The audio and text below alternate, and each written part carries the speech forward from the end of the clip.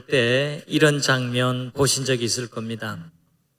1등한 선수가 결승점을 들어오자마자 감격적으로 손을 들어서 피니시를 하고 그 다음에 금방 주저앉아 버리고 쓰러지는 장면 말입니다.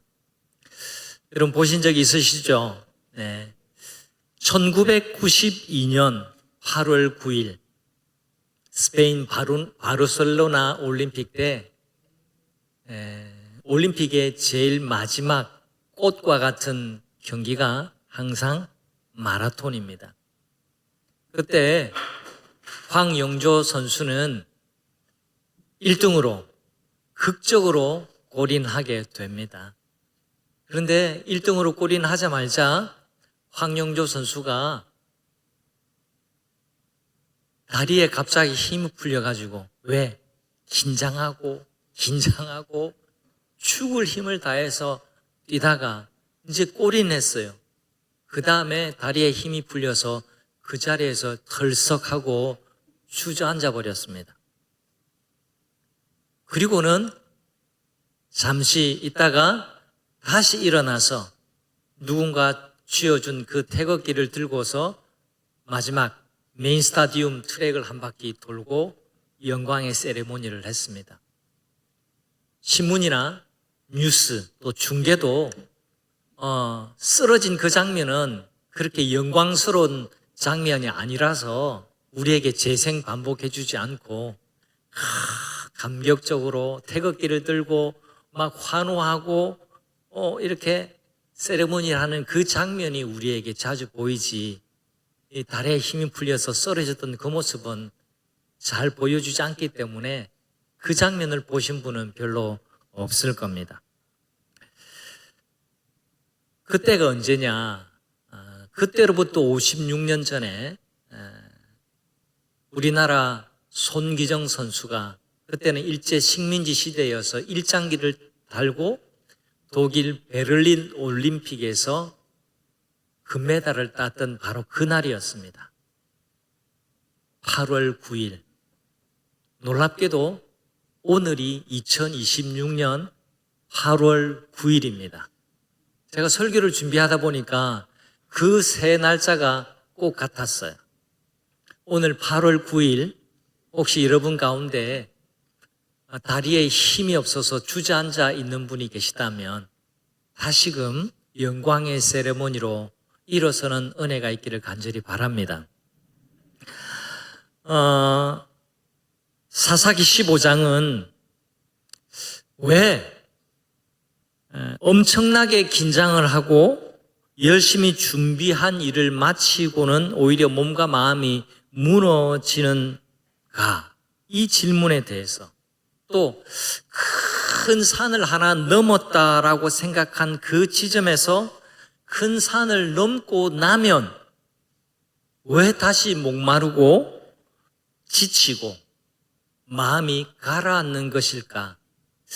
이에 대한 질문에 답을 주는 말씀이 사사기 15장의 내용입니다. 사사 삼손은 나귀 턱뼈 하나로 블레셋 사람 1000명을 무찌르고 대성을 거둔 그 자리에서 목이 말라서 죽을 지경에 이르고 하나님께 부르짖는 장면입니다. 그 자리에는 두 개의 이름이 붙습니다.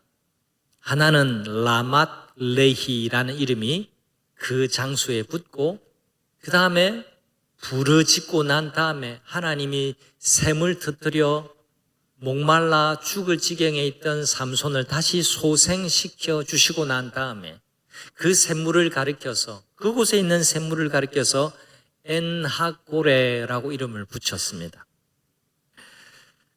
하나는 라맛레이, 또 다른 하나는 엔하고레예요. 이 두 가지 이름을 통해서 하나님이 오늘 우리에게 주시고자 하는 메시지를 함께 나누고자 합니다. 아시다시피 우리 교회는 한 주간 내내 연속해서 사사기 말씀을 읽고 있습니다. 그런데 이번 한 주간은 거의 매일 삼손에 관한 이야기를 읽었습니다. 이야기의 흐름을 잠시 나누자면 이렇습니다. 삼손은 금지된 결혼을 했습니다. 하나님이 이방인과 결혼하지 말라고 했는데도 자기 눈에 보이고 자기 눈에 이뻐 보이는 여자에게 러브홀릭 되어서 그 여자와 결혼하기를 애타했습니다. 그래서 부모에게 딥나에 있는 저 여자와 결혼하게 해주세요. 부탁조로 하지만 아버지에게 강요해서 그 여인과 결혼에 이르게 되어져요. 마침내 결혼식을 했습니다. 요즘 우리나라 결혼식은 30분 이내로 예식장에 마쳐야 되는 그런 좀 서글픈 환경이지만 이 당시의 결혼식은 잠깐으로 끝나는 게 아니라 결혼식이 잔치였습니다. 일주일 내내 파티가 벌어지는데 결혼식을 일주일 동안 했다라고 이해를 하시면 됩니다. 근데 이렇게 흥겹고 이렇게 즐거운 결혼식에서 흥이 돋우어진 다음에 삼손이 수수께끼를 하나 냅니다. 재미삼아 낸 이 수수께끼가 엄청난 반향을 불러일으키게 되는데요. 이 일로 말미암아서 이 재미로 시작한 수수께끼 하나가 피를 부르는 엄청난 사건이 되어버리고 맙니다. 일파만파 갈등이 일어나는데요. 수수께끼를 못 맞추겠지라고 생각했는데 이 블레셋의 청년들이 아내를 협박하고 그 답을 알아내고야 맙니다. 그래서 기분이 너무너무 나빠진 삼손은 화가 난 채로 결혼식 잔치 중에 자기 집으로 가버리고 말아요. 여러분 생각해 보십시오. 결혼잔치가 진행되는데 신랑이 사라져 버렸어요. 얼마나 그 결혼잔치가 그냥 썰렁해지고 황당해졌겠습니까? 삼손이 자기 집으로 가버리자 이 결혼은 이제 끝장났다 싶어서, 그리고 그 블레셋 사람들의 성향이 굉장히 거칠어서 이 장인이었던 사람이 삼손의 부인을 블레셋 청년에게 그냥 주어버립니다. 그래서 삼손의 아내가 다른 남자의 부인이 되어버린 거예요. 화가 난 삼손, 이 화가 나 있던 삼손이 이제 마음을 추스리고 이제 다시 부인에게 염소 새끼 한 마리를 가지고 이제 다시 방문을 했는데, 오늘날로 말하자면 천송이 장미를 가지고 이제 아내에게 찾아온 거예요. 이제 마음이 누그러졌고 다시 이제 사랑하는 가정을 이루자 하고 왔는데 세상에나 와 보니까 그 아내가 없는 겁니다. 그 장인이 하는 말이 여차저차해서 당신이 안 오는 줄 알고 그냥 다른 블레셋 사람에게 줘버렸으니까 그냥 그 동생 내 두 번째 딸을 대신 결혼해라, 그렇게 말하는 겁니다. 여러분 그게 받아들일 수 있겠습니까? 이 말을 듣고 화가 끝까지 치민 삼손은 여우 300마리를 잡아다가 2마리씩 묶고 그 꼬리에 횃불을 달고 불을 붙입니다. 여러분 그러니까 여우들이 어떻게 할까요? 얼마나 놀랐겠습니까? 얼마나 두렵습니까? 미친 듯이 마구마구 그냥 종횡무진 달리고 있으니까 그때가 사건이 2달 정도 지나고 난 다음인데 미리 익어서 주수할 때가 되었습니다. 여러분 누렇게 익은 그 들판, 거기로 횃불을 달고 노루가 뛰어다니니까 얼마나 타기 좋겠습니까? 오늘날로 말하자면 그때가 밤이었는지는 모르겠는데 광안리에 드론 쇼가 화려하게 펼쳐지는 것처럼 밀밭에 그냥 불꽃 쇼가 그냥 타닥타닥 확 살라지고, 여러분 말이 좋아서 불꽃 쇼죠. 경제적인 타격이 이만저만한 게 아니었습니다. 개인의 규모가 아니라 그 공동체의 규모, 국가적인 규모로 완전히 쑥대밭이 되어버린 겁니다. 블레셋 사람들이 특단의 조치를 합니다. 블레셋 사람도 화가 났습니다. 그래서 삼손은 잡을 수가 없으니까 이 일이 무슨 일이냐라고 조사한 다음에 그 장인의 사위 삼손이 이 일을 저질렀다. 자기 아내를 블레셋 남자들이 데리고 가서 부인을 삼으니까, 이야기를 듣고 삼손은 건들 수 없으니까 삼손의 이제 처가가 된 그 장인과 그 아내였던 여자를 잡아다가 불살라 죽입니다. 여러분, 이 얼마나 끔찍합니까? 삼손이 하는 말이 그들이 한 대로 나도 한 것뿐이다라는 말이 곳곳에 나와요. 여러분, 복수는 복수를 부를 따름입니다. 그래서 복수가 복수를 꼬리 물고 계속 따라다녔습니다. 장인과 사랑하는 여인이 불타 없어진 것을 보고 이제는 분노가 극에 달한 삼손은 성경에 보니까 정강이와 넓적다리를 쳐서 블레셋 사람들을 죽였다라고 되어 있는데 그 표현이 뭐냐니까 여러분, 넓적다리 정강이는 아무리 때려도 그렇다고 죽지는 않습니다. 그 말이 뭐냐니까 눈에 닥치는 대로 보이는 대로 가리지 않고 눈이 뒤집혀서 블레셋 사람들을 죽였다라는 말입니다. 여러분, 삼손이 닥치는 대로 블레셋 사람들을 죽이니까 이제는 국가적인 문제가 되었습니다. 그래서 블레셋 나라가 군대를 이끌고 레히라는, 그러니까 이스라엘의 국경 정도가 되겠죠. 이 레히라는 곳에 쳐들어와서 진을 쳤습니다. 유다 지파가 깜짝 놀라서 아니 우리하고 지금 전쟁을 갑자기 벌이자고 지금 찾아온 블레셋 사람들을 향해서 왜 이러냐고 물으니까 삼손 때문이라고 그렇게 말을 하죠. 삼손을 순순히 내어주면 우리가 그냥 돌아가겠는데 삼손을 내어주지 않으면 우리가 당신들을 쑥대밭으로 만들 수밖에 없다라고 그 말을 듣고 유다 지파가 그들과 맞서 싸우는 것이 아니라 되려 삼손을 찾아서 3,000명이 에단 바위 곁으로 갑니다. 그리고 삼손을 탓합니다. 이 삼손아, 이 철없는 삼손아, 블레셋이 우리를 지금 다스리고 있는 것을 모르느냐? 뭔 생각으로 지금 이런 일을 저질러서 우리를 곤경에 빠뜨리고 있느냐?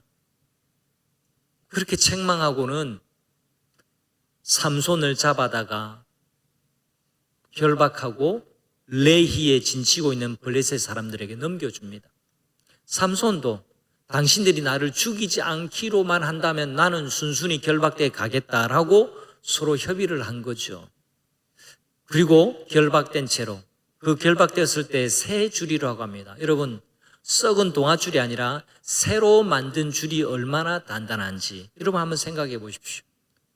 묶여서 결박당한 채 레히에 진치고 있는 블레셋 군대 앞으로 끌려갑니다. 근데 여러분, 그 다음 어떤 일이 벌어졌는지 여러분 14절 말씀 한번 보겠습니다. 같이 읽어봅니다. 여호와의 영의 권능이 삼손에게 임하매 그 팔 위의 줄이 불탄 삼과 같아서 결박되었던 손에서 떨어지니라. 여러분, 줄 아니라 썩어가는 그냥 삼배 옷으로 묶어 놓으면 그냥 탁 하고 끊을 수가 있습니다. 그런데 그 새 줄이 삼손에게 그랬다라는 겁니다. 블레셋 사람들 앞에 섰을 때 그 결박에서 스스로 끊어버리고 떨쳐 일어났습니다. 그뿐만 아닙니다. 이제는 결박에서 풀려난 삼손은 주변을 둘러보니까 낙이 죽은 시체에서 남은 낙이 턱뼈가 하나 보였습니다. 그리고 그 낙이 턱뼈 하나를 가지고는 블레셋과 싸웠는데 1,000명과 싸워서 1,000명을 한 무더기, 두 무더기 하고 죽였다. 블레셋을 물리쳤다라고 그렇게 기록이 되어 있습니다. 여러분, 생각해 보십시오. 이 낙이 턱뼈 하나, 이건 여러분 30cm 줄작 한번 떠올려 보시면 됩니다. 낙이 이 턱뼈가 길어봤자 그 정도밖에 되지 않습니다.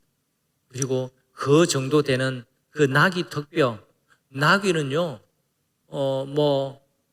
마구 잡아먹는 육식하는 사자나 호랑이 그리고 곰과 같은 이런 육식 동물의 뼈도 아니에요. 낙이는 초식 동물입니다. 그 초식 동물의 그 가녀린 그 턱뼈 하나 가지고 놀라운 일을 해낸 거죠. 여러분, 칼도 아니고 창도 아니고 무기라고 부를 수도 없는 것으로 천명을 이겼다. 이걸 여러분 무슨 동화 이야기나 그냥 가볍게 넘어갈 일이 아니에요. 우리가 성경을 믿는다면, 그렇게 기록이 되어 있다면 이 일은 삼손의 힘으로 한 것이 아니라 하나님이 하게 하셨다라는 것을 우리는 영적으로 감지할 수 있어야 합니다. 이 승리가 삼손의 힘이 아니라 전적으로 성령의 능력으로 된 일이라는 것을 14절 말씀이 분명하게 말씀해 주세요. 성령의 권능으로 밧줄을 불탄 삼과 같이 끊어버렸다. 반복해서 16절에 말씀을 하지 않지만 성령의 능력이 임하고 난 다음에 나귀 턱뼈 하나, 이 보잘것없는 도구 하나 가지고 중무장하고 있는 블레셋 사람들을 물리쳤다. 이건 성령의 능력이 임했기 때문에 그렇게 할 수 있었던 겁니다. 삼손은 이 천명을 무찌르고 난 다음에 그 자리, 그 레히라는 곳을 새로운 이름을 붙입니다. 라맛 레히. 무슨 말이냐? 턱뼈의 언덕. 자기가 천명과 싸워서 이기고 사람들을 한 무더기 두 무더기 언덕을 만들어낼 정도로 이 자리가 기념비적인 자리가 되었다라는 겁니다. 그리고 삼손은 거기서 노래를 하는데요, 16절에 삼손의 노래가 나와 있습니다. 같이 한번 삼손의 노래를 읽어보겠습니다. 나귀의 턱뼈로 한 더미 두 더미를 쌓았으며 나귀의 턱뼈로 내가 천명을 죽였도다. 잘 보세요. 여기 삼손의 노래에 나귀 턱뼈로는 두 번 나오지만 하나님이 이 나귀 턱뼈로 하게 하셨다라는 말 나오지 않습니다. 나귀 턱뼈, 이 보잘것없는 아무것도 아닌 것 가지고 내가 이 정도를 했어 라는 말입니다. 내가 천명을 죽였도다. 내가 이 보잘것없는 이 나귀 턱뼈 하나 가지고 천명을 죽였도다. 내가 죽였도다. 이 승전과 이 승리의 노래는 하나님의 이름이 높아져야 하는데 하나님의 이름은 온데간데 없고 내가 했다고, 내가 이 정도라고, 내 실력 이 정도라고 그렇게 노래하고 있는 겁니다. 여러분, 노래 어디에도 하나님의 이름이 없습니다. 방금까지 그가 묶여서 이 자리로 왔습니다. 방금까지 자기 힘이 아니라 성령의 권능으로 결박이 풀리고 승리를 얻었다라는 것을 경험한 사람이 그 감격의 순간에 하나님이 하셨습니다. 하나님의 권능이 나타나셨습니다가 아니라 내가 죽였도다. 내가 천명을 죽였도다. 천명을. 그렇게 노래하고 있습니다. 승리의 언덕에 오른 순간 삼손의 눈은 그 언덕에서 하나님이 아니라 자기 자신을 향하고 있었습니다. 그리고 바로 그 승리의 언덕에서 18절 말씀을 보면 전혀 다른 장면으로 이어집니다. 자, 18절 말씀 보겠습니다. 역시 같이 한번 읽어보겠습니다. 삼손이 심히 목이 말라 여호와께 부르짖어 이르되 주께서 종의 손을 통하여 이 큰 구원을 베푸셨사오나 내가 이제 목말라 죽어서 할례 받지 못한 자들의 손에 떨어지겠나이다. 아멘. 천명을 쳐 죽였던 천하장사가 물 한 모금이 없어서 죽을 지경에 이르렀습니다. 그리고 이 순간 삼손은 처음으로 하나님을 향해서 진심으로 부르짖습니다. 삼손의 이야기가 굉장히 흥미로운 만큼 성경의 기록도 굉장히 길어요. 다른 사사, 우리가 살폈던 두 줄만 있는 그런 사사도 있지만 삼손은 매우 그 이야기를 길게 해주고 있습니다.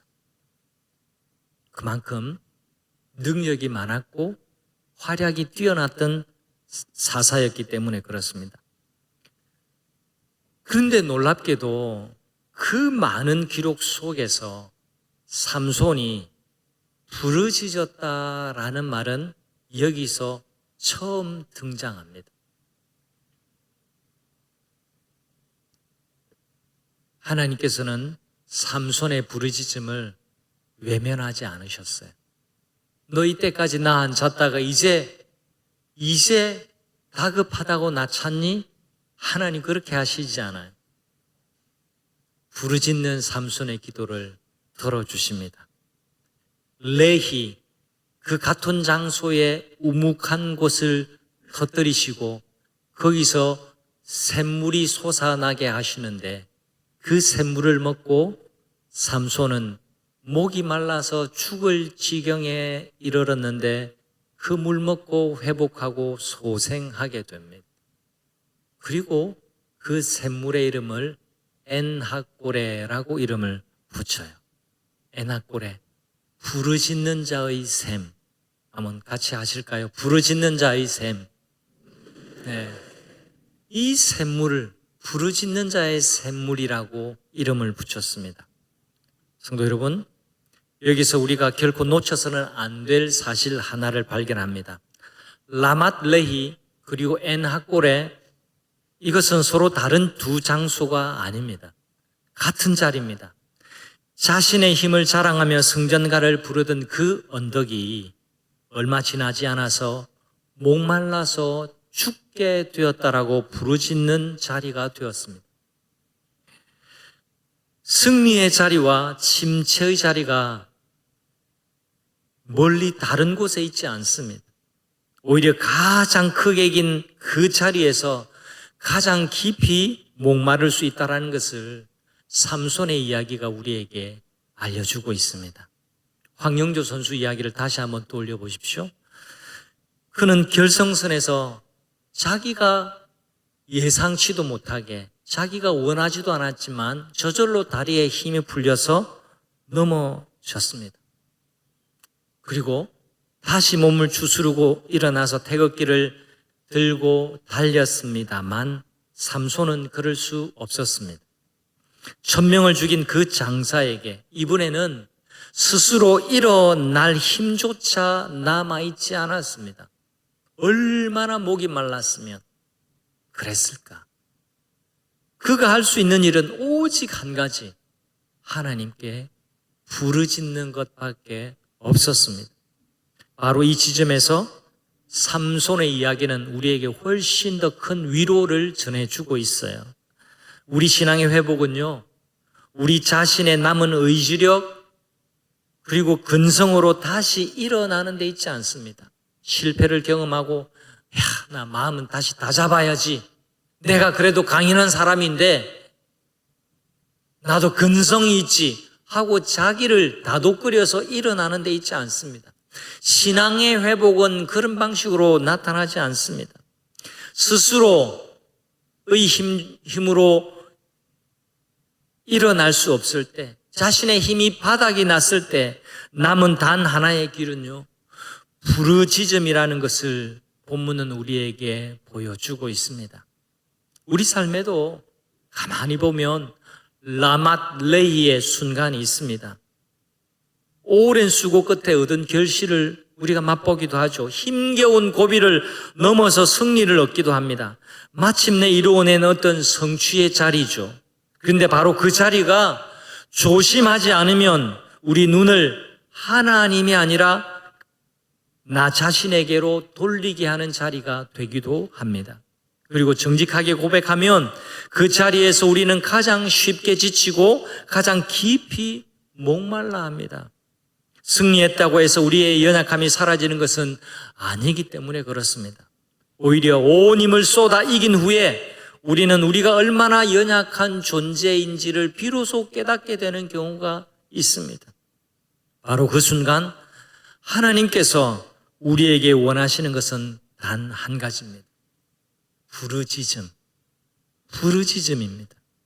하나님은 삼손이 그동안 엇나가고 불순종하며 살아왔음에도 불구하고 부르짖는 그 순간 하나님이 외면치 않으셨어요. 우리의 라맛 레히가, 우리의 승리의 언덕이 엔 학고레로 바뀌는 것 같은 그저 정직하게 하나님 앞에 목마름을 아뢰는 거기에 승리의 비결이 있다는 것을 잊지 마시기를 바랍니다. 여러분 가운데도 최근 어떤 일을 힘써 이루어내신 분도 이 자리에 계실지 모르겠습니다.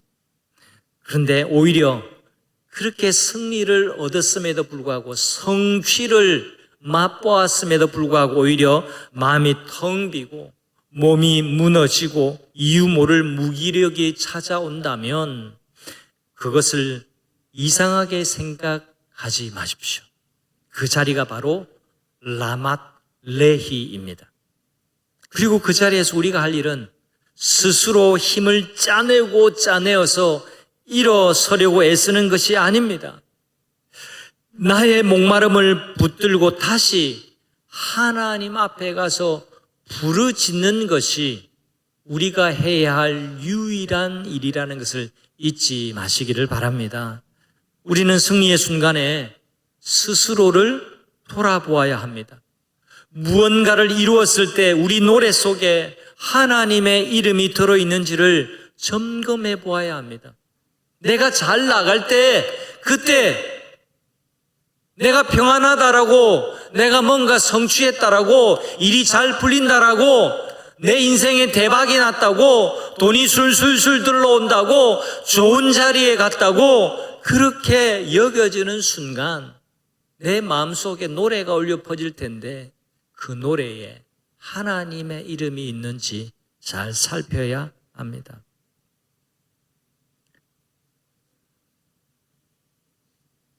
승리 앞에서 우리가 하나님을 얼마나 잊기 쉬운지를 삼손의 노래가 우리에게 잘 알려주고 있습니다. 부르짖음은요, 신앙이 무너진 사람의 몸부림이 아니라 하나님 자녀가 누리는 특징이고 특권입니다. 무너졌기 때문에 누구든지 부르짖을 수 있다? 아닙니다. 그러면 이 세상에 좌절하는 사람 없게요? 무너지는 사람 없게요? 여러분, 무너졌다고 다 부르짖을 수 있는 게 아닙니다. 하나님의 자녀에게 주신 특권이라는 것을 기억하시기를 바랍니다. 이걸 혹시 잊고 사시지 않습니까?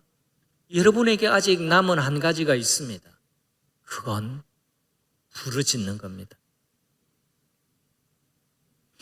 여러분 가운데 지금 지치고 목말라 하면서 계신 분이 있다면 오늘 이 시간 삼손처럼 정직하게 부르짖으시기를 바랍니다. 하나님, 제가 목마릅니다.